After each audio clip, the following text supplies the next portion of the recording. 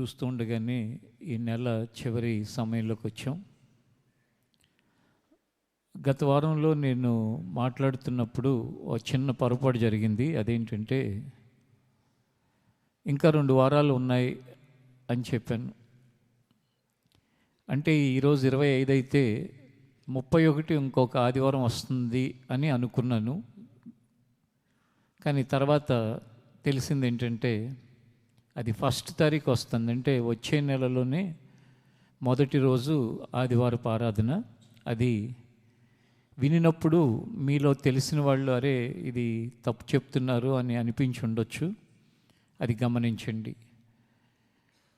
ప్రతి సంవత్సరం క్రిస్మస్ అలాగే ఈస్టరు క్రైస్తవ సమాజానికి లోకంలో పండుగలుగా ఉంటే గుడ్ ఫ్రైడే, ఈస్టరు, క్రిస్మస్సు, ఇంకా కొంతమందికి జనవరి 1, వాటికంటే విలువైన పండగ దినాలు మనలో అనేకులకి సంవత్సరానికి 4 ఉన్నాయి.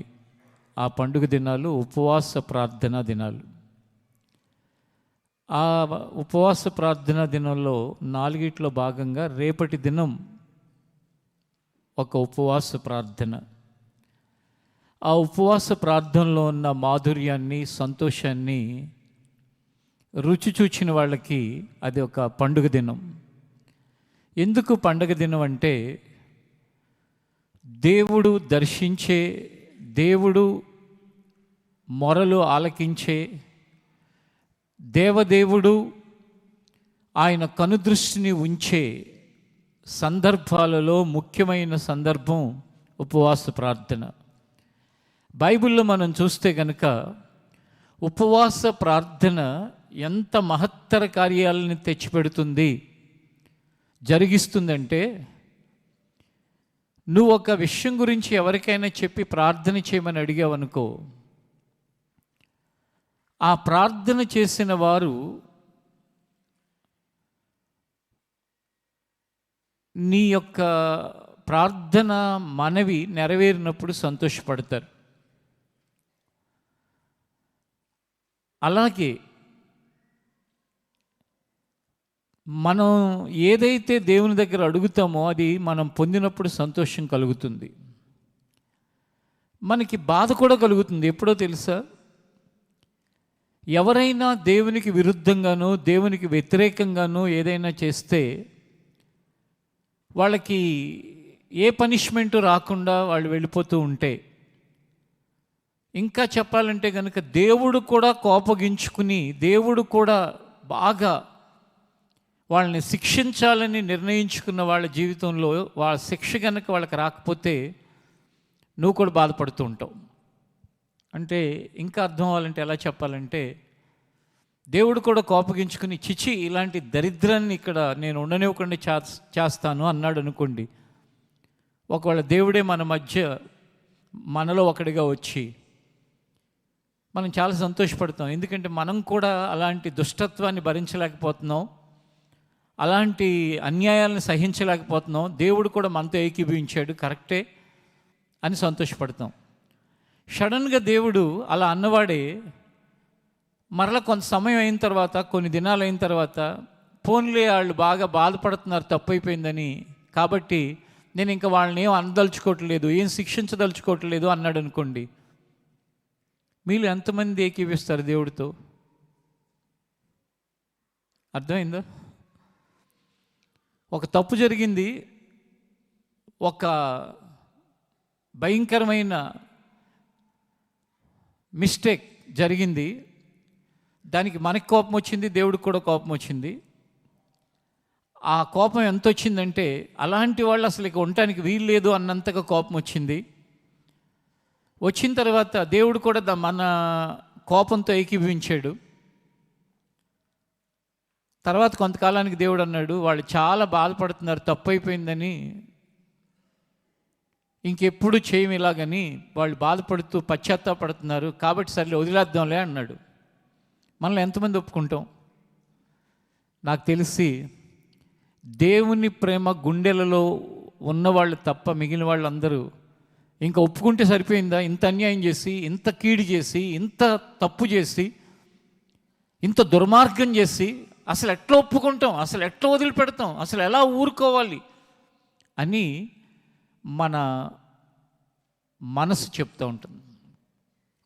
అలాంటి ఒక సంఘటనే బైబిల్లో జరిగింది.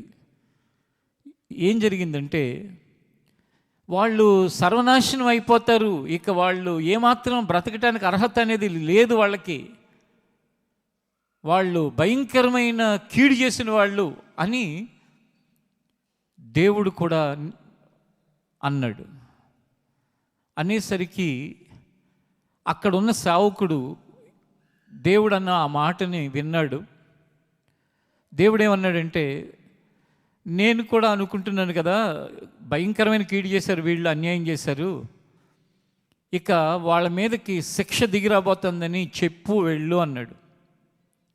చెప్పమంటే మొదటిసారి ఇతను చెప్పకుండా ఎక్కడికో పారిపోయాడు. అంటే ఆయన వెళ్ళమని చోటుకి వెళ్ళకుండా ఎక్కడికి పోయాడు.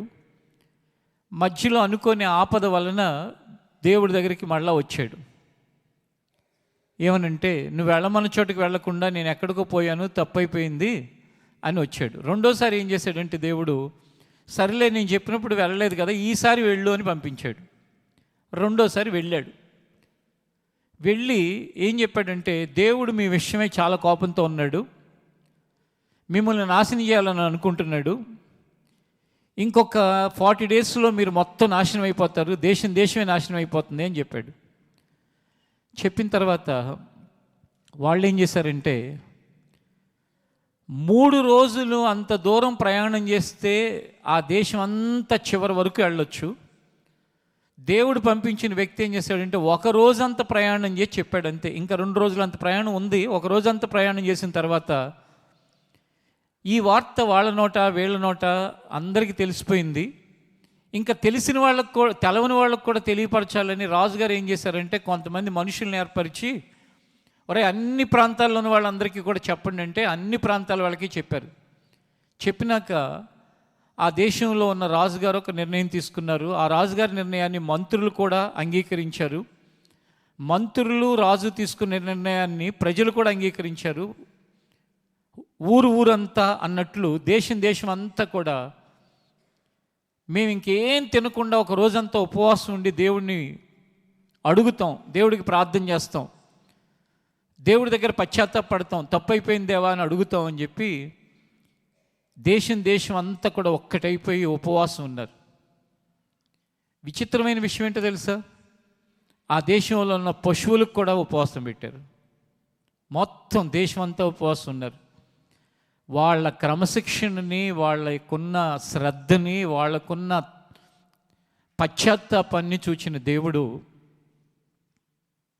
ఏం చేశాడంటే, యోనా గ్రంథం 4వ అధ్యాయంలో మనం ఆ వాక్య భాగాన్ని చదువుకుందాం. మీలో బైబిల్ ఉన్న వాళ్ళందరూ కూడా యోనా గ్రంథం 4వ అధ్యాయం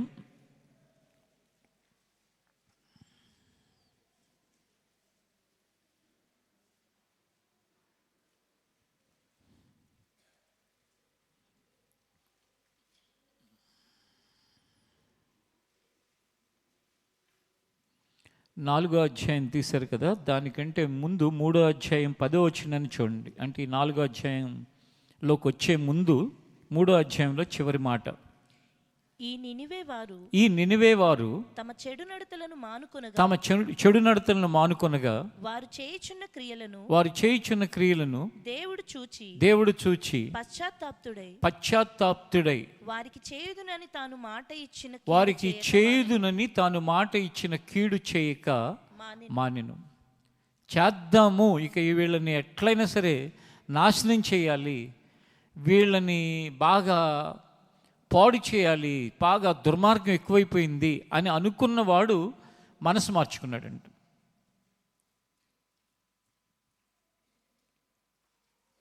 కీడు చేయటానికి ఆయన ఇష్టపడకుండా పశ్చాత్తాపడ్డాడు, వద్దులే అనుకున్నాడంట. ఇప్పుడు చూడండి 4వ అధ్యాయం 1-2 వచనాలు. యోనా దీన్ని చూచి బహు చింతాక్రాంతుడై కోపగించుకుని యెహోవా నేను నా దేశమందుండగా ఇట్లు జరుగునని నేను అనుకుంటుని కదా, అందువలననే నీవు కటాక్షమును జాలియును బహుశాంతమును అత్యంత కృపయుగల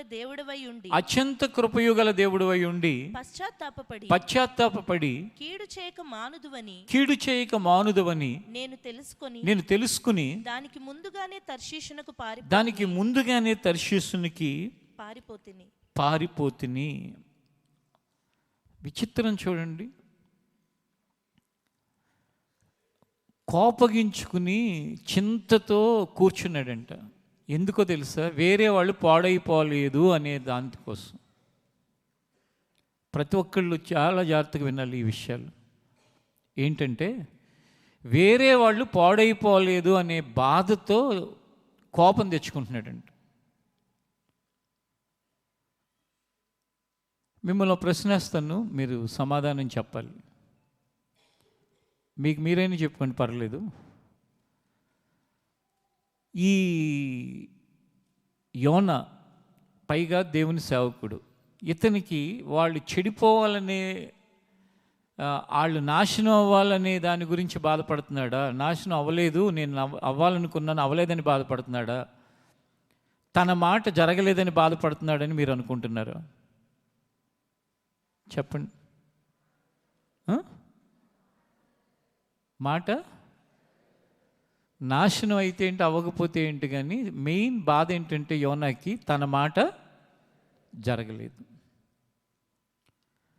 ఇప్పుడు ఇంకో ప్రశ్న, మీ మాట జరగటం ముఖ్యమా, మనుషులు క్షేమంగా ఉండటం ముఖ్యమా? నిజమేనా? చర్చిలో ఆన్సర్ ఇది.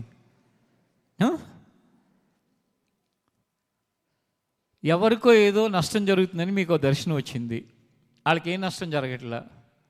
నీ దర్శనం ఏమైంది, నీ దర్శనం ఏమైంది, నీ దర్శనం ఏమైంది అని వాళ్ళు అడుగుతున్నారు. నీకు కోపం వచ్చి ఎందుకు చూపించాను నాకు అసలు దర్శనం, వాళ్ళకి ఏదో ఒకటి అవ్వాలి కదా అని బాధపడకండి, కోపం తెచ్చుకోబాకండి. వాళ్ళు మంచిగా ఉన్నందుకు దేవుణ్ణి స్తుతించండి. హల్లెలూయా, హల్లెలూయా. మనకి తెలియకుండానే మనలో ఉన్న అహం ఏం చేస్తుందంటే, మనం అనుకున్నది జరగాలని చాలా కోరుకుంటుంది. ఎంత అద్భుతమైన దేవుడు ఈయన అంటే, తాను చెయ్యనుద్దేశించిన కీడుని చేయక మానివేసినవాడు. ఎంత అద్భుతమైన వాడంటే, తాను చేద్దామనుకున్న నష్టాన్ని చేయకుండా తన మనసు మార్చుకున్నవాడు. ఎందుకోసం అంటే, వాళ్ళు దేవుని సన్నిధిలో కనపరిచిన వారి తగ్గింపుని బట్టి, వారి పశ్చాత్తాపాన్ని బట్టి ఆయన తన మనసు మార్చుకున్నాడు. మీకు ప్రారంభంలో చెప్పాను కదా, ఎందుకు క్రిస్మస్ కంటే, జనవరి 1 కంటే, ఈస్టర్ కంటే పండగ దినాలు 4 ఉపవాస ప్రార్థనలు అంటే, దేవుని మనస్సు మార్చే రోజు ఏదైనా ఉంటే అది నిజమైన ఉపవాస ప్రార్థన రోజు.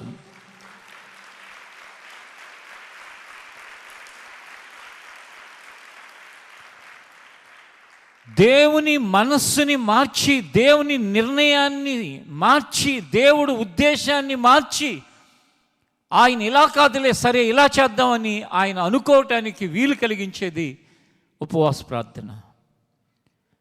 ఈ నినివే పట్టణస్థుల గురించి దేవుడు ఏమన్నాడో ఒకసారి మీరు చూడండి. 1వ అధ్యాయం 1వ వచనం నుండి చూస్తే అక్కడ మనకు కనపడుతుంది. చదవండి. యెహోవా వాక్కు అమిత్తయి కుమారుడైన యోనాకు ప్రత్యక్షమై ఇలాగు సెలవిచ్చెను.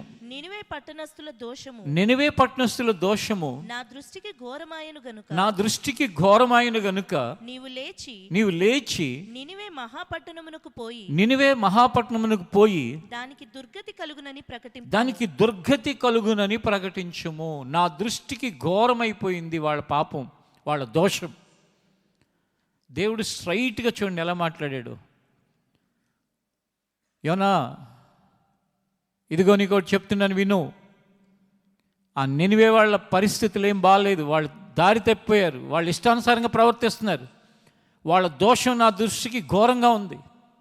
ఘోరం అనే పదాన్ని ఎప్పుడు ఉపయోగిస్తాం? మనం భరించలేనంత పెయిన్ కలిగినప్పుడు ఘోరం అంటాం. ఇప్పుడు రోడ్డు మీద ఉన్నాం అనుకోండి, ఎవరో బండో ఎవరినో తాకి కొంచెం ఇలా తాకింది అంతే, దాని ఘోరం అనం. స్పీడ్గా వచ్చేసి అక్కడ కాలు వచ్చి ఇరిగిపోయి రక్తం కారిపోయి ఘోరంగా పడిపోయినా వాడు వెళ్ళిపోతాడు, ఎంత ఘోరం అంటాం. అంటే ఒక భయానకమైన స్థితిని గుర్తు చేసేది ఆ ఘోరం అనే పదం. అలాగే వాళ్ళ యొక్క దోషాలు ఘోరంగా ఉన్నాయంట. ఈరోజు ఇక్కడ ఉన్న వాళ్ళు నీ దృష్టికి ఘోరంగా అనిపిస్తున్న విషయాలు ఏంటి? నీ తండ్రి ప్రవర్తన నీకు ఘోరంగా అనిపిస్తుందా? లేక నీ తల్లి ప్రవర్తన నీకు ఘోరంగా అనిపిస్తుందా? లేక నీ భర్త ప్రవర్తన నీకు ఎంత ఘోరంగా ప్రవర్తిస్తున్నాడు అని అనిపిస్తుందా? లేక నీ భార్య ప్రవర్తన నీకు ఘోరంగా అనిపిస్తుందా? ఒకవేళ నీ రక్త సంబంధులు, నీ యొక్క స్నేహితుల, నీ యొక్క పరిచయస్తుల యొక్క ప్రవర్తన ఘోరంగా అనిపిస్తుందా?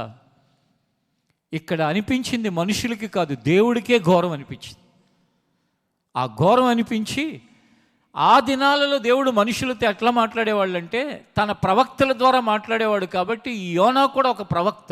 ఈ ప్రవక్తని పిలిచి ఏం చెప్పాడంటే, వాళ్ళ ప్రవర్తన, వాళ్ళ దోషాలు నాకు ఘోరంగా ఉన్నాయి, వాళ్ళ దేశానికి కూడా దుర్గతి అంటే వాళ్ళకి శాపం కలుగుతుందని, నాశనం కలుగుతుందని వెళ్ళి చెప్పు అన్నాడు.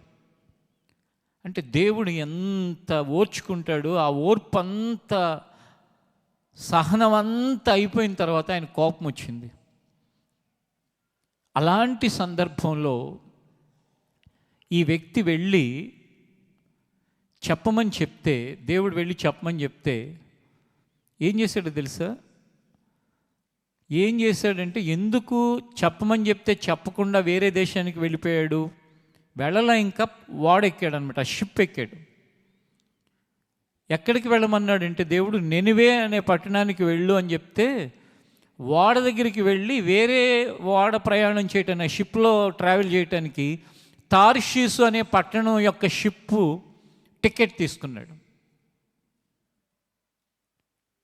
ఇప్పుడు మిమ్మల్ని ముంబై వెళ్ళమని మీ పేరెంట్స్ చెప్తే స్టేషన్కి వెళ్ళి బెంగళూరు పోయినట్టు నెనివేకి వెళ్ళని దేవుడు చెప్తే అక్కడికి పోకుండా ఇంకొక వాడెక్కి కూర్చున్నాడు. తెలియకుండా, బై మిస్టేక్ కాదు, కావాలని. ఈ ప్రయాణంలో ఆ షిప్లో కూర్చున్న వ్యక్తి ప్రయాణం జరుగుతూ ఉండగా ఒకసారి సైక్లోన్ వచ్చింది, తుఫాన్ వచ్చింది. ఆ తుఫాన్ ఎంతగా వచ్చిందంటే ఈ షిప్ మునిగిపోయేంత తుఫాన్ వచ్చింది. ఆ షిప్ కెప్టెన్ వచ్చి అందరిని చూస్తున్నాడు, ఎవడెవడు ఉన్నాడు ఇక్కడ అని చెప్పి చూస్తుంటే మంచి నిద్రలో ఉన్నాడు యోనా. ఎంత నిద్ర అంటే బైబిల్ ఏమని రాస్తుంది, గాఢ నిద్రలో ఉన్నాడంట.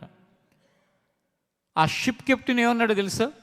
ఓ ఈ నిద్రపోతా, నీకేమొచ్చింది?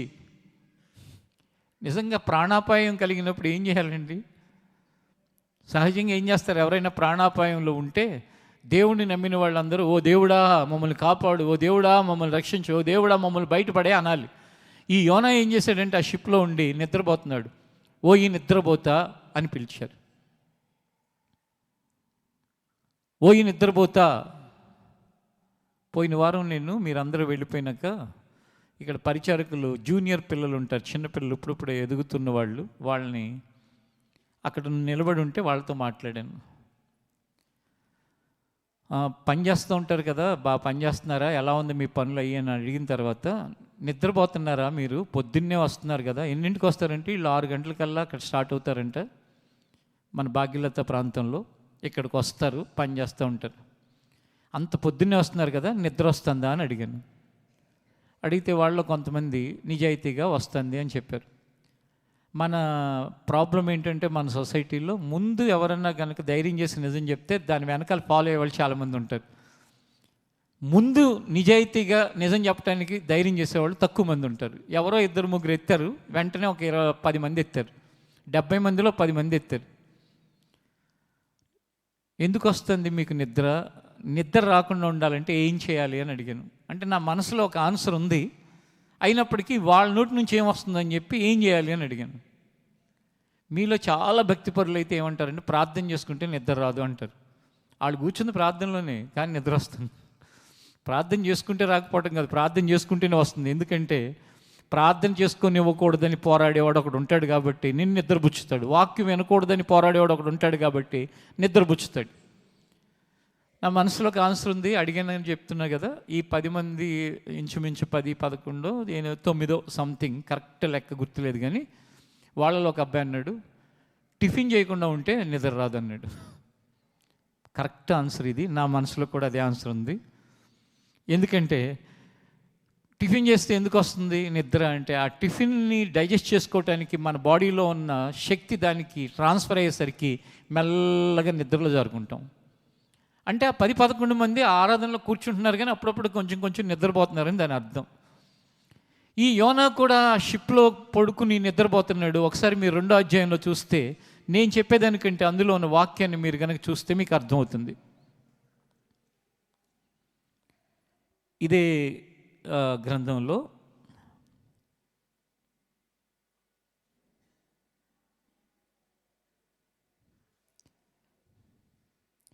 మొదటి అధ్యాయంలోనే ఏముందో చూడండి ఒకసారి. 2 కాదు, మొదటి అధ్యాయంలోనే అక్కడ ఏమని అంటున్నారంటే 8వ వచనం చూడండి ఒకసారి.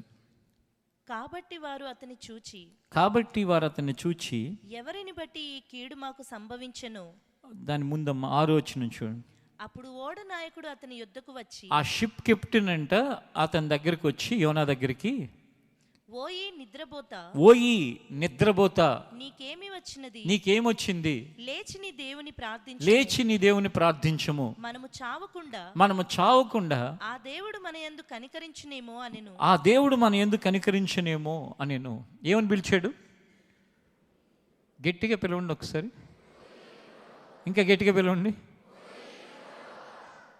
ఎవరన్నా మధ్యలో నిద్రపోతున్నాళ్ళు ఉంటే లేచిపోతారు. ఏమంటున్నాం మనం? ఏమన్నాం? ఓయి నిద్రపోతా. ఏమొచ్చింది? నువ్వు ఎక్కడున్నావు? ఏం చేస్తున్నావు? ఈ పరిస్థితి ఏంటి? చచ్చిపోవటానికి మనకి ఇంకా కొన్ని క్షణాలు మాత్రమే మిగిలిన్నాయి. ఇంకా అడుగు దూరంలో ఉన్నాం. ఈ షిప్ కనుక మునిగిపోతే అందరం పడి చస్తాం. నీకేమొచ్చిందిరా? ప్రార్థన చేయాల్సింది పోయి నిద్రపోతావేంటి అని అన్నాడు షిప్ కెప్టెన్. అనేసరికి ఒక్కసారి ఉలిక్కిపడ్డాడు. ఉలిక్కిపడిన తర్వాత ఆ షిప్ కెప్టెన్ అక్కడ ఉన్న వాళ్ళందరూ ఏం చేశారో తెలుసా? ఇప్పుడు పని చేద్దాం, మన అందరి పేర్లు రాసి మొత్తం కలిపేసి పేర్లన్నీ ఒకటి తీద్దాం. ఎవడి పేరునైతే అది వస్తుందో వాడి వల్లనే ఈ షిప్ మునిగిపోతుందని, వాడు పాపాత్ముడని, వాడు తప్పు చేశాడని నిర్ణయించుకుందాం అన్నారు. ఏదైనా నష్టం కలిగిందనుకోండి మన చర్చ్ ప్రాంగణంలో, ఆ నష్టానికి కారణం ఎవడో మనం చీటీ వేద్దామని అంటే ఎంతమంది ఒప్పుకుంటాం? ఇది ఎక్కడ అన్యాయం, నా పేరు వచ్చిందంటే నేనేనా? కుదరదు, నాది కాదు తప్పు, ఆడి తప్పు, వీడి తప్పు, వీడి తప్పు, వాడి తప్పు అంటాం. కానీ ఓడలో అలాంటి పప్పులు ఉడకో. ఖచ్చితంగా అక్కడ నిర్ణయం తీసుకున్నారు. ఆ క్రింద వచనంలో చదవండి. అంతలో ఓడవారు ఎవనిని బట్టి ఇంత కీడు మనకు సంభవించినదో తెలియుటకై మనము చీట్లు వేత్తము రండని ఒకరితో ఒకరు చెప్పుకుని చీట్లు వేయగా చీటీ యోనా మీదకి వచ్చాను. నాకు సడన్గా ఇప్పుడు ఒక మెరుపులాగా ఒక ఆలోచన వచ్చింది, చెప్తాను వినండి. మీలో భార్యాభర్తలు గొడవ పడుతున్నారని ఎవడ తప్పో తేలుద్దామని మీ పేర్లు వేద్దామంటే ఎంతమంది ఒప్పుకుంటారు? చెప్పండి. తుచ్ ఆ చీట్లు వేసే వరకు ఒప్పుకుంటారు. వాళ్ళ పేరు వచ్చి ఇది ఎక్కడ న్యాయం, అసలు చీట్లు వేస్తారా ఎవరన్నా? చీట్లు అంటే లక్కీ, అది ఎవరు నా పేరుని వచ్చింది, నా తప్పేం లేదు, అంత ఆమె తప్పునే అని ఆ అబ్బాయి పేరుని చీట్ వచ్చిందంటే అట్లా బొక్కాయిస్తాడు అబ్బాయి. ఒకవేళ అమ్మాయి పేరుని వస్తే చిచి అసలు ఇది ఎక్కడ ఘోరం, నా పేరుని రావటం ఏంటి, అసలు నా తప్పు ఏమి ఉండదు, నాది ఏదన్నా ఉంటే 1% 99 అతనిది తప్పు, నా పేరు ఎందుకు రావాలని వీళ్ళు. కానీ మనం బొక్కాయిద్దాం అనుకున్నట్టుగా యోనా బొక్కాయించల. విచిత్రం ఏంటంటే ఆ చీట్ ఎవరి పేరు మీద వచ్చిందంట? ఎటుగా చెప్పాలి? యోనా పేరు మీదే వచ్చింది. కానీ యోనా మాత్రం ఎటువంటి బుకాయింపు లేకుండా నేనే కారణం, ఒప్పుకుంటున్నాను, చీట్లు రావటమే కాదు ఒప్పుకుంటున్నాను, నన్ను ఎత్తి సముద్రంలో పడేసేయండి, ఇక నన్ను ఎప్పుడైతే సముద్రంలో పడేస్తారో నా వల్లనే కదా ఇదంతా జరుగుతుంది, ఈ తుఫాను వచ్చింది, ఇక ఆగిపోద్ది అనుకున్నాడు. చెప్పాడు. యోనాని ఎత్తి సముద్రంలో పారేశారు. తుఫాను ఒక్కసారి ఆగిపోయింది. అంటే ఎవరు తప్పు చేశారు, ఎవరు దోషంతో బ్రతుకుతున్నారు, ఎవరు అక్రమంతో బ్రతుకుతున్నారు, వాళ్ళు పశ్చాత్తాప పడితే తుఫాను ఆగిపోవటం ఖాయం. వారు ఒప్పుకుంటే దేవుడు దయ చూపించటం ఖాయం. వారు కన్ఫెస్ అయ్యారు అంటే కనుక దేవుని యొక్క కటాక్షము వారి మీదకి, వారి కుటుంబాల మీదకి రావటం ఖచ్చితం.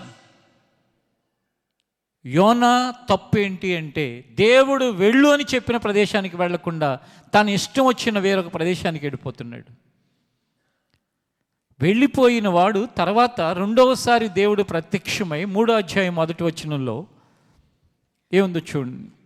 అంతటా యెహోవా వాక్కు రెండవ మారు యోనాకు ప్రత్యక్షమై సెలవిచ్చినదేమనగా నీవు లేచి నినివే మహాపురమునకు పోయి నేను నీకు తెలియజేయు సమాచారము దానికి ప్రకటన చేయము. రెండోసారి దేవుడు చెప్పాడు. అంటే ఈ మధ్యలో చాలా జరిగినాయిలేండి. మీరు ఇంటికి వెళ్ళిన తర్వాత ఈ స్టోరీ తెలియని వాళ్ళు చదవండి. సముద్రంలో పడేశాడు కదా, మీలో అస్సలు బైబిల్ తెలియని వాళ్ళకి ఒక టెన్షన్గా ఉంటుంది. సముద్రంలో పడేశారు కదా, మళ్ళీ ఎట్లా వచ్చాడు బయటకని. ఈ స్టోరీ మీరు చదువుకుంటే బెటర్. అయితే రెండవసారి దేవుడు చెప్పాడు యోనాకి, వెళ్ళు ఆ దేశానికి, నినివే పట్టణానికి, అంటే ఆ పట్టణానికి వెళ్ళి నేను నీకేం చెప్పాలని అనుకున్నానో నీతో చెప్పింది చెప్పు అన్నాడు. వెళ్ళాడు, చెప్పాడు. ఏం చెప్పాడంటే, పట్టణం మీదకి నాశనం రాబోతుంది, దేవుడు కోపగించుకుంటున్నాడు, మీ యొక్క పాపం దేవుని దృష్టికి ఘోరంగా ఉంది అని చెప్పాడు. నేను ప్రారంభంలోని చెప్పినట్టు అందరూ పశ్చాత్తాపడి ప్రార్థన చేసేసుకున్నారు. వాళ్ళ పశ్చాత్తాప ప్రార్థన విన్న దేవుడు ఆయన పశ్చాత్తాపడ్డాడు. సర్లే, వీళ్ళు కన్ఫెస్ అవుతున్నారు కదా, ఒప్పుకున్నారు కదా, క్షమాపణ అడుగుతున్నారు కదా, తప్పు చేశామని వాళ్ళు ఒప్పుకుని వాళ్ళు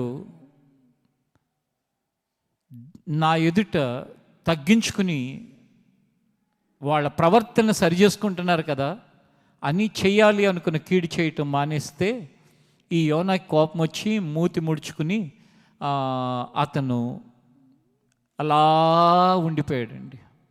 చింతాక్రాంతుడై అంటున్నాడు దేవుడు. దీనిలో మనకు అర్థం అవ్వాల్సిన విషయం ఏంటంటే, దేవుడు ఎంత దయ చూపించేవాడు, దేవుడు ఎంత కృప చూపించేవాడు, ఎంత ఆయన వాత్సల్యం చూపించేవాడు అంటే, ఆయన చూపించే వాత్సల్యతకి మనిషి కూడా తట్టుకోలేడు. ఆయన చూపించే దయకి మనకు అసూయ వచ్చేస్తుంది. ఆయన చూపించే కరుణ చూస్తే మన కోపం వస్తుంది, అసూయ, కోపం అన్నీ వచ్చేస్తాయి. అందుకే ఏం జరుగుతూ ఉంటుందంటే లోకంలో ఒక భయంకరమైన మర్డరో లేకపోతే ఇంకా రేపు ఇంకోటి చేసిన వాళ్ళని మనుషులందరూ అంటారు, చంపేయండి చంపేయండి చంపేయండి అంటారు. అలాంటి వాడు వెళ్ళి, తప్పయింది దేవా క్షమించు, ఘోర పాపిని, నాకు బ్రతకటానికి అర్హత లేదు, కానీ నాకు అర్హతని ఇవ్వగలిగిన వాడు నువ్వు ఒక్కడివి, ఎందుకంటే నా పాపాలకి శిక్ష నువ్వు భరించావు కాబట్టి సిలువలో నన్ను క్షమించని కన్నీరు విడిస్తే దేవుడు అతన్ని క్షమిస్తాడు. మనుషులు క్షమించగలరా? మనుషులు ఏం కోరుకుంటారంటే చంపేయండి చంపేయండి చంపేయండి. అలాగే మనిషియే కాదు, దేవుని సేవకుడిగా ఉన్న యోనా లేదు లేదు లేదు లేదు, ఆ పట్టణానికి నాశనం కలగాల్సిందే అనుకుంటున్నాడు.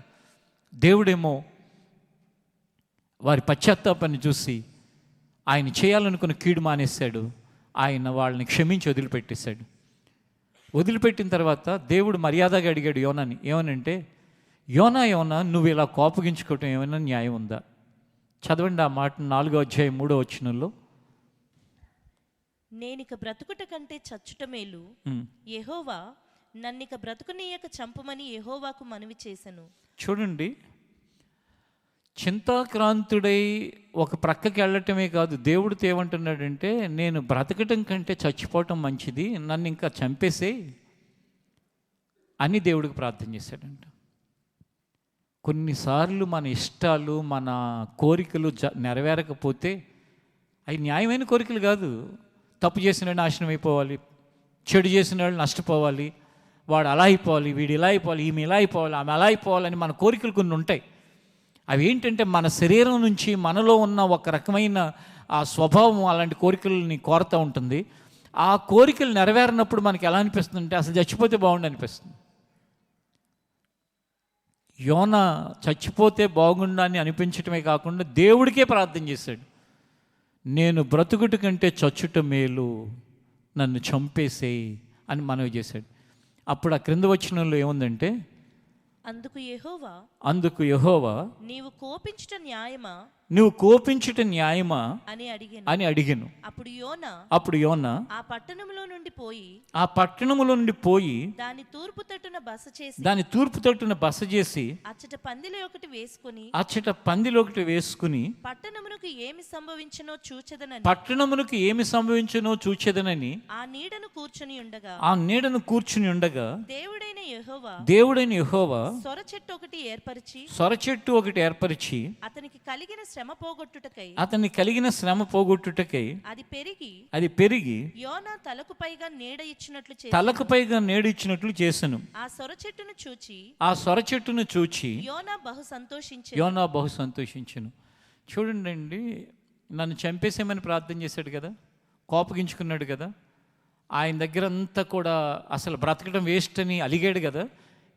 అలిగి ఏమనుకుంటున్నాడు తెలుసా, నేను అలిగాను కాబట్టి, నన్ను చంపేయమన్నాను కాబట్టి దేవుడు ఖచ్చితంగా నేను ఇలా అలిగానని చెప్పి వాళ్ళకి ఏదో ఒకటి చేస్తాడేమో. నేను ఇంకా ఆశపడలా. ఏ ఆశ? బాగుపడాలన్నా నాశనం అవ్వాలన్నా? ఎవరు నాశనం అవ్వాలని? వేరే వాళ్ళు నాశనం అవ్వాలి. మీకు ఒక్కటే చెప్తున్నాను, ఆశ ఎప్పుడు ఒక దానికోసం తప్ప ఇంకా దేనికోసం పెట్టుకోబాకండి. అదేంటంటే, నువ్వు బాగుపడాలని, వేరే వాళ్ళు బాగుపడాలని ఆశ పెట్టుకో, కానీ వేరే వాళ్ళు చెడిపోవాలని మాత్రం ఆశ పెట్టుకోబాకు. యోనా ఏం ఆశ పెట్టుకున్నాడంటే, ఈ పట్టణానికి ఏం జరుగుతుందో చూస్తాను, దేవుడు నాశనం అవుతుంది అన్నాడు కదా, మళ్ళీ ఆయనే అన్నాడు నేను క్షమిస్తున్నానులే అన్నాడు. నేనన్నాను నాకు అసలు కోపం వస్తుంది, నువ్వు చెప్పిన మాట చేయకుండా వాళ్ళని ఎందుకు క్షమించావు, నన్ను చంపేసే, నేను బ్రతకడం కానీ చచ్చిపోవటం నయం అని అలిగాను కదా, ఏమైనా చేస్తాడేమో అని అనుకుని అక్కడ కూర్చుని చూస్తున్నాడు. చూస్తుంటే అనుకోకుండా ఒక సొర చెట్టు అతని తలపైగా వచ్చి చక్కగా అతనికి ఉన్న వేడి అనే దానికి ఇబ్బంది లేకుండా చక్కగా చల్లగా ఉంటేనంట ఇలా చూసుకుని, అరే భలే వచ్చిందిరా సొర చెట్టు, చక్కగా ఉందని సంతోషపడ్డాడు. సంతోషపడే లోపే ఆ సొర చెట్టు ఎండిపోయి మరలా ఎండ తగిలింది. అప్పుడు యోనాకి కోపం వచ్చి ఏమంటున్నాడు చూడండి ఆ మాటని. 7వ వచనం 8వ వచనం. మరుసటి ఉదయమందు దేవుడు ఒక పురుగును ఏర్పరచగా అది ఆ చెట్టును తొలచినందున చెట్టు వాడిపోయాను. మరియు ఎండకాయగా దేవుడు వేడిమి గల తూర్పు గాలిని రప్పించెను. యోనా తలకు ఎండ దెబ్బ తగలగా అతడు సొమ్మసిల్లి బ్రతుకుట కంటే చచ్చుట నాకు మేలనుకొనెను.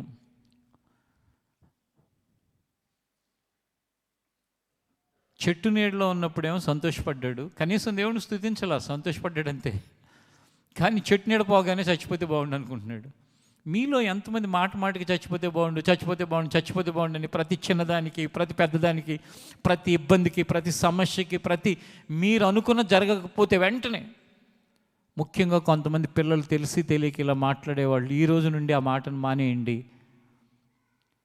ఇంకెందుకులే నేను చచ్చిపోతా, ఇంకెందుకులే నేను బ్రతకను, ఇంకెందుకులే అసలు నేను అక్కడికైనా పారిపోతా, ఇంక నేను ఉండను, ఇలాంటి మాటలు వదిలేయండి, అవి మంచివి కాదు. యోనా ఇలాగే మాట్లాడాడు. అప్పుడు దేవుడు అడుగుతున్నాడు, యోనా నిజంగా నువ్వు మనస్సులో ఆలోచించి చెప్పు. 9వ వచనంలో చూడండి ఆ మాటని. అప్పుడు దేవుడు ఈ సొర చెట్టును గురించి నీవు కోపించుట న్యాయమా అని యోనాను అడగగా యోనా ప్రాణము పోవునంతగా కోపించుట న్యాయమే అనెను. మీరు చెప్పండి, న్యాయమా కోపం తెచ్చుకుంటాం? కానీ యోనా ఏ మూడ్లో ఉన్నాడంటే యాంగ్రీ మూడ్లో ఉన్నాడు. ఎందుకంటే తను అనుకున్న జరగల ఆ పట్టణం నాశనం వల్ల అదొక కోపం. ఈలోపు ఆ చెట్టు ఉన్నట్టుండి ఎండిపోయింది, అదొక కోపం. బాగా మైండ్ అంతా అదోలాగా ఉన్నాడు. అందుకే దేవుడు యోనా కనీసం ఒక్కసారి ఆలోచించుకొని, అసలు ఇది సొర చెట్టు గురించి నువ్వు కోపం తెచ్చుకోవడం న్యాయమని అడిగాడు. అప్పుడు కూడా దేవుడు, పోనీ ఆ ప్రజల గురించి కోపం తెచ్చుకున్నావు, నువ్వు అనుకున్న జరగలేదని, కానీ సొర చెట్టు గురించి తెచ్చుకోవటం న్యాయం అంటే ఏమంటున్నాడు తెలుసా? ఏమంటున్నాడు? న్యాయమే, నా ప్రాణం పోనంతగా కోపించడం న్యాయమే అంటున్నాడు. దీన్ని బట్టి మనకు అర్థం అవ్వాల్సిన విషయం ఏంటంటే, నీ కోపం వచ్చిందని, నువ్వు అలిగావని, నువ్వు మూతి ముడుచుకున్నావని, నీకు నచ్చట్లేదని దేవుడు తన ప్రణాళికని ఎప్పుడూ మార్చుకోడు. ఆయన ప్రణాళిక తల వంచటం మనం నేర్చుకోవాలి. ఎప్పుడు కూడా ఎదుటి వ్యక్తుల్ని, ఇతరుల నాశనాన్ని, నష్టాన్ని కలలో కూడా కోరుకోకూడదు.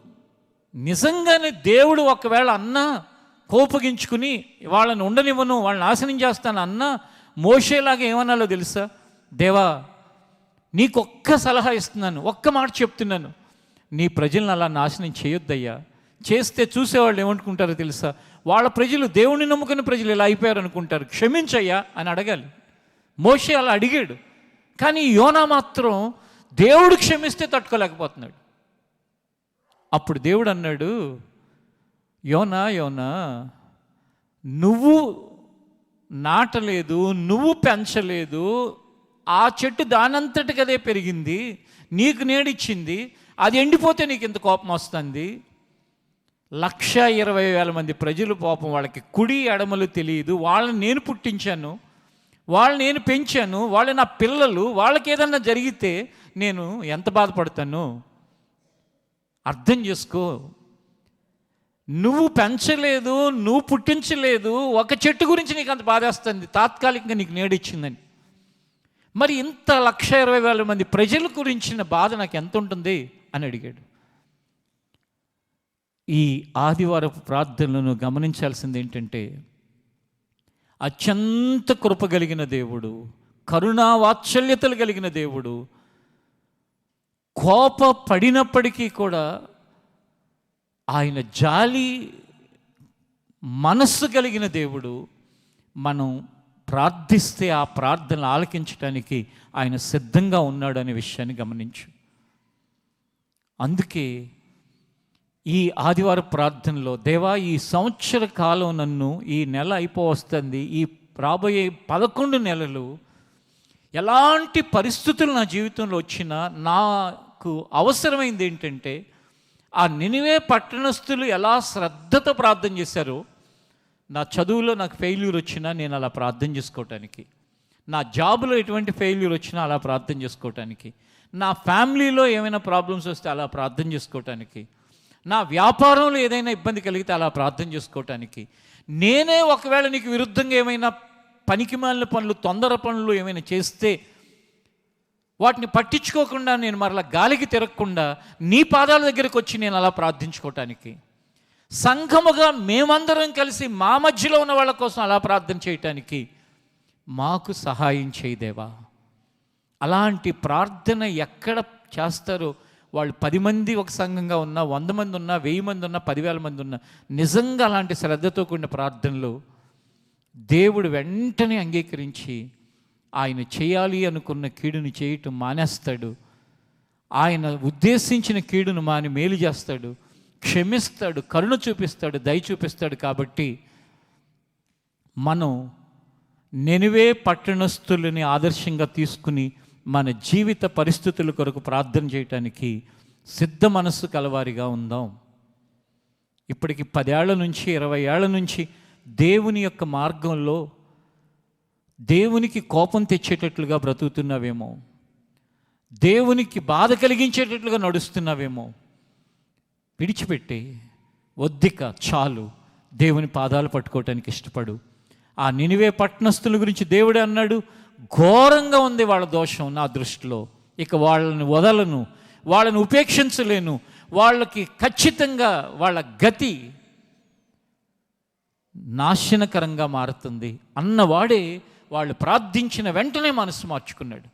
మనం కూడా ఈ 2026 ప్రారంభ దినాల్లో రేపటి ఉపవాస ప్రార్థనలో శ్రద్ధతో దేవుని పాదాలు పట్టుకోవటానికి సిద్ధపడదాం. ఈరోజు ఈ సంవత్సరం అంతటి కొరకు దేవా అలాగే శ్రద్ధతో ప్రార్థించే మనసు నాకు దయచేయి. ఈ రోజుల్లో ప్రార్థన చేసుకోండి అని చెప్పడానికి కూడా చాలామంది ఇష్టపట్ల మేం చేస్తాం అని చెప్పి ప్రజలను మోసం చేస్తున్నారు. చెట్టు దానంతటా నిలబడితే స్థిరంగా ఉంటుందా? దానికి ఒక సపోర్ట్ కర్ర పెడితే ఎంతకాలం ఉంటుందో మీరే ఆలోచించండి. సపోర్ట్ కర్ర కావాలా, నువ్వు నిలబడాలా? ఏది కరెక్టు? దేవుడు అంటున్నాడు, నువ్వు పడిపోయిన స్థితిలో ఉన్నా నిన్ను నేను నిలబెట్టడానికి అత్యంత కరుణ కలిగిన వాడిని నేను, దయ కలిగిన వాడిని నేను, ప్రేమ కలిగిన వాడిని, జాలి కలిగిన వాడిని. నా జాలి ఎంత గొప్పదంటే చూసేవాడికి కూడా కోపం వస్తుంది. ఇప్పుడే కదా అంత కోపంతో ఉన్నాడు, మరీ అంత జాలి అవసరమా అనిపిస్తుంది. నేను అంత జాలి కలిగివాడిని. అంత జాలి కలిగిన దేవుని పాదాల దగ్గరికి రండి, మనస్ఫూర్తిగా ప్రార్థన చేయండి. ప్రభువా, నా బ్రతుకు దినములన్నీ కూడా నాకు ఏ సమస్య వచ్చినా నేను ఏడుస్తూ కూర్చోను, కృంగిపోయి బ్రతకను, లేక ఎవరినో దూషించను, ఎవరినో ద్వేషించను, ఎవరిదో తప్పని వాళ్ళ మీద తొయ్యను. నేను ప్రార్థన చేసుకుంటాను, నీ పాదాలు పట్టుకుంటాను, నీ కరుణ కొరకు వేడుకుంటాను, నీ దయ కొరకు కనిపెట్టుకుంటాను ప్రభువా అని అడిగి చూడు. ఆయన దయ, ఆయన కరుణ, ఆయన వాత్సల్యత, ఆయన యొక్క జాలి నిన్ను మరలా ఎలా నిలబెడుతుందో చూడు, ఎలా బలపరుస్తుందో చూడు, నీ పరిస్థితులు ఎలా మారుతాయో నువ్వు చూడు. ఆ నినివే పట్టణస్థుల యొక్క ఆదర్శంతో మనలో అనేక మంది జీవితాలు బాగుపడునుగాక.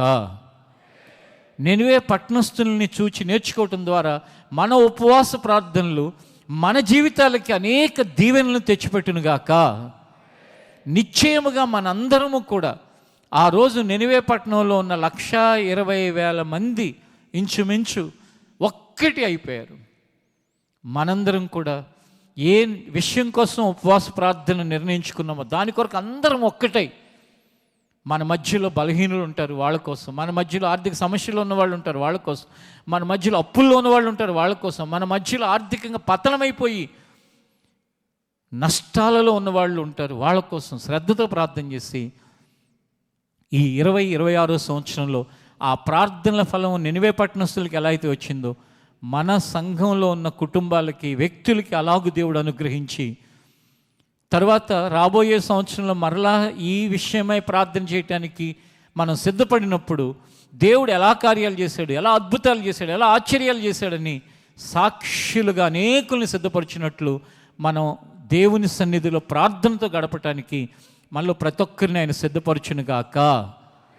వాళ్ళందరూ నిర్ణయం తీసుకున్నప్పుడు అండి, మీరుంటే ఉండండి మేము ఉండవని, లేకపోతే మా ఇష్టం మాదని అనుకోకుండా రాజుగారి దగ్గర మొదలుకున్న ఒక సాధారణమైన మనుషుల వరకు కూడా శ్రద్ధతో ప్రార్థన చేశారు.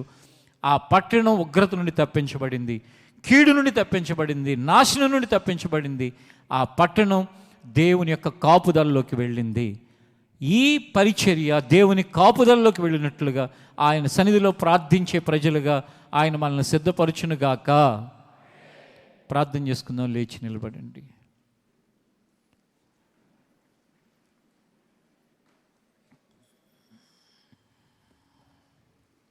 లేచి నిలిచిన వారందరూ కూడా శ్రద్ధతో, దేవా, నినివే పట్టణాన్ని ఏ విధంగా రక్షించావో, ఆ పట్టణానికి రావాల్సిన శాపాన్ని ఆశీర్వాదంగా ఎలా మార్చావో, కీడుని ఎలా మేలుగా మార్చావో,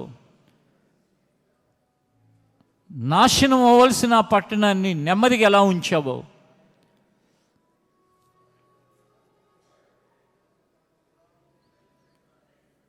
మమ్మల్ని కూడా అలాగ సిద్ధపరచు.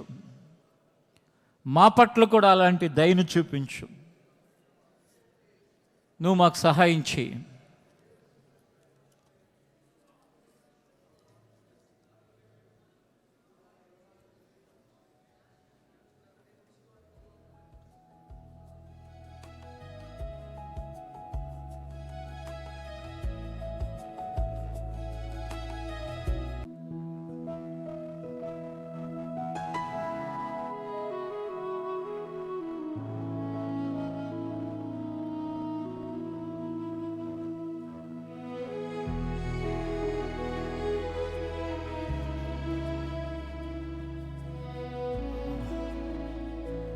నినివే పట్టణస్థుల వలె ఏకమై ప్రార్థించే ఒక గుంపుగా మమ్మల్ని ఉంచిన ఆయన శ్రద్ధతో ప్రార్థన చేయటానికి మాకు సహాయం చేయి దేవా.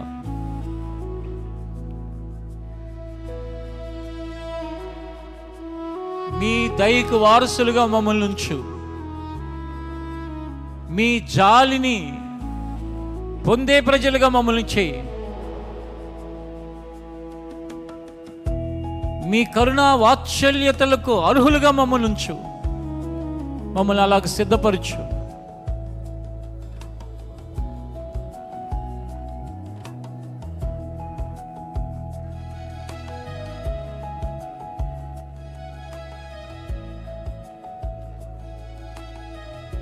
ఒకసారి చివరివిగా నేను ప్రార్థించే ముందు అందరూ పరమందున దేవుని వైపు చేతులెత్తి, దేవా మమ్మల్ని నినివే పట్టణస్థులు ఏకమై ఎలాగో ప్రార్థించారో, ఐక్యమై ఎలా ప్రార్థించారో అలా ప్రార్థించే గుంపుగా మమ్మల్ని చేయమని దేవుడిని అడగండి. దేవుడు ఖచ్చితంగా సహాయం చేస్తాడు. అలాగ మనల్ని సిద్ధపరుస్తాడు. మన ప్రార్థనలు ఆలకిస్తాడు. అద్భుతాన్ని చేస్తాడు.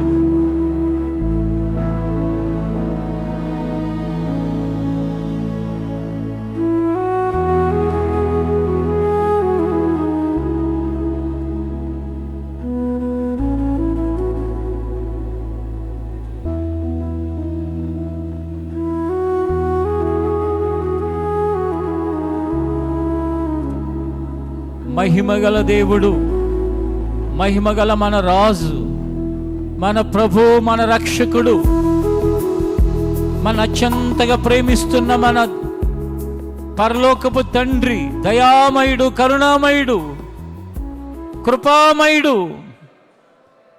జాలిగల మహారాజు, కరుణగల నాయన,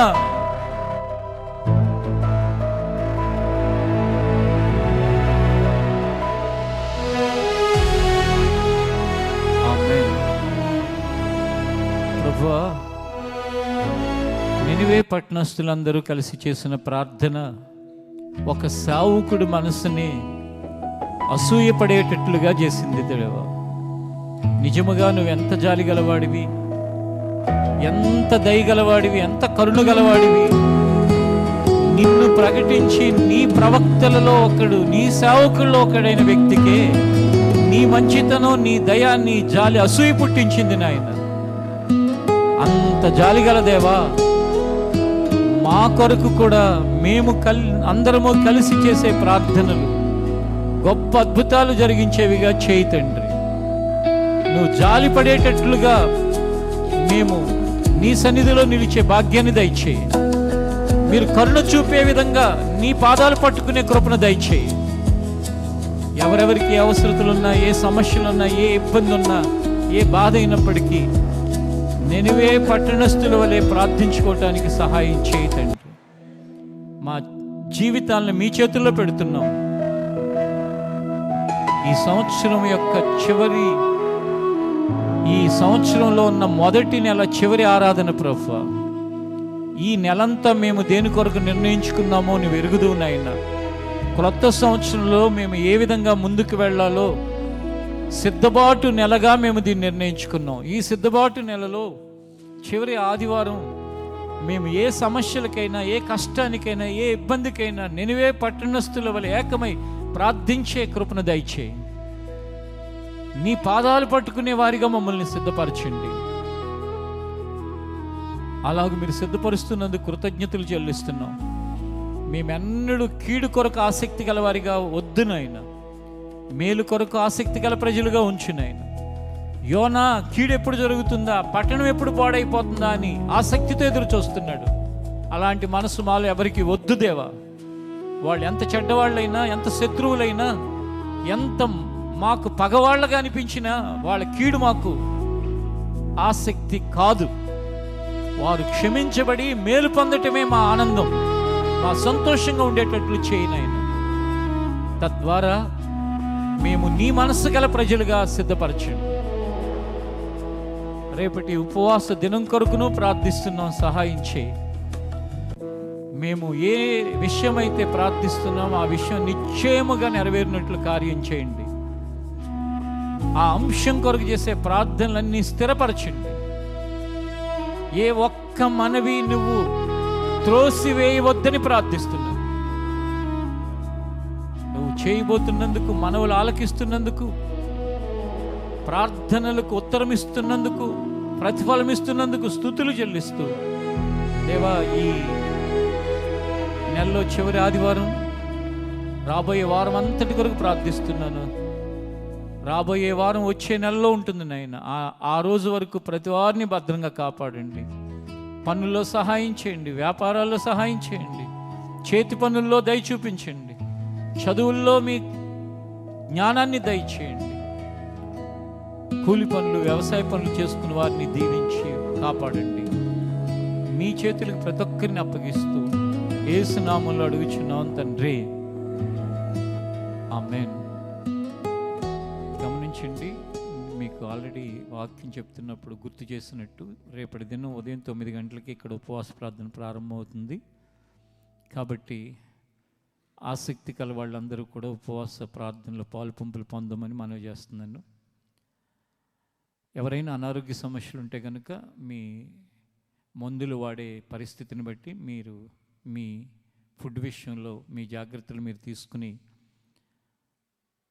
ఉపవాసం ఉండి ఎక్కువ సమయం గడపలేని వాళ్ళు కనీసం ఇంటి దగ్గర అయినా లైవ్ ద్వారా అయినా ఏకీపించడానికి ప్రయత్నం చేయండి. ఎవరికంటే ఎగ్జంప్షన్ పెద్ద వయసులో ఉండి ఎక్కువ సమయం ఉండలేని వాళ్ళు అది గమనించవచ్చు. మిగిలిన వారు దేవుని మందిరావరణాల్లో అందరూ ఏకీభవించి, రేపటి ఉపవాస ప్రార్థన అంశం ఏంటంటే ఆర్థిక పరిస్థితుల గురించిన అంశం. ఆర్థిక సమస్యల్లో ఉన్న వారిని దేవుడు విడిపించాలని, అప్పుల్లో ఉన్న వారిని ఆ అప్పుల్లో నుంచి దేవుడు బయటికి తీయాలని, అలాగే ప్రతి కుటుంబం యొక్క ఆర్థిక పరిస్థితిని మెరుగుపరిచి వారి కొరకు మాత్రమే కాకుండా వారు అనేకులకి మేలు చేసే విధంగా దేవుడు ప్రతి కుటుంబాన్ని ఆశీర్వదించాలని. ఎందుకంటే మనం ఎవరికైనా మేలు చేయాలి, సహాయం చేయాలి అంటే మనకి అవసరమైనది కాకుండా మరింతగా దేవుడు ఇస్తే చేయటానికి అవకాశం ఉంటుంది. దేవుడు అలాగ ప్రతి కుటుంబాన్ని అనేకులకు ఆశీర్వాదకరంగా చేయనట్లు రేపటి ఉపవాస ప్రార్థనలో ఆసక్తి కలిగి మనం ప్రార్థన చేయటం ద్వారా, ముఖ్యంగా ఏంటంటే అప్పులలో ఉండి, ఆర్థిక సమస్యల్లో ఉండి, జీవితం మీద విరక్తితో ఉన్న వాళ్ళని ఎలా అయినా ఆయన బయటకు తీయనట్లుగా మనం విరిగి నలిగిన హృదయంతో ప్రార్థన చేయబోతున్నాం. రేపటి ఆ ప్రార్థన కొరకు ప్రతి ఒక్కరు సిద్ధపడవలసిందిగా మనవి చేస్తున్నాను.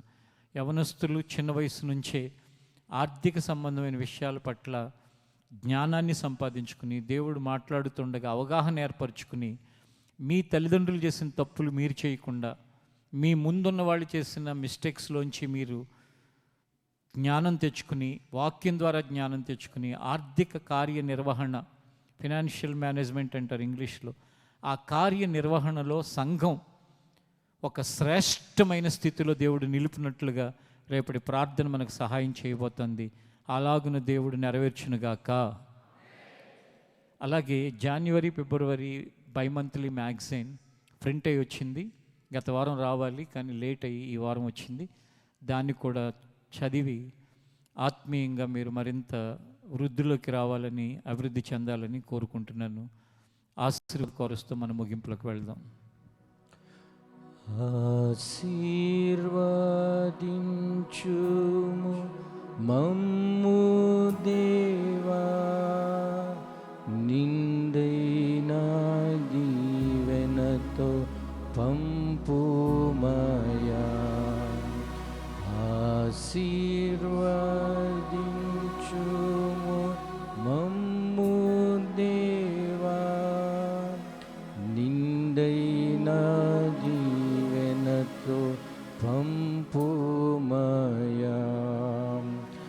నీదు సన్నిధిలో మేము నిలచి పొందేదామెన్నో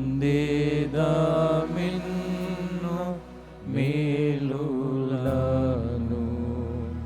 నీదు సన్నిధిలో మేము నిలచి పొందేదామెన్నో మేలులను. పొందేదా మిన్ను మేలులను పొందేదా మిన్ను మేలులను.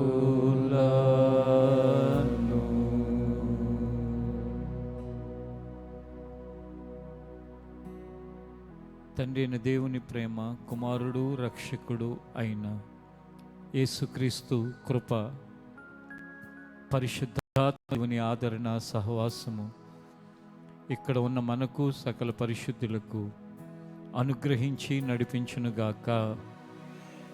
ఆమేన్. ఈ ఆరాధన ముగింపులో మీ అందరికీ నా హృదయపూర్వకమైన వందనాలు.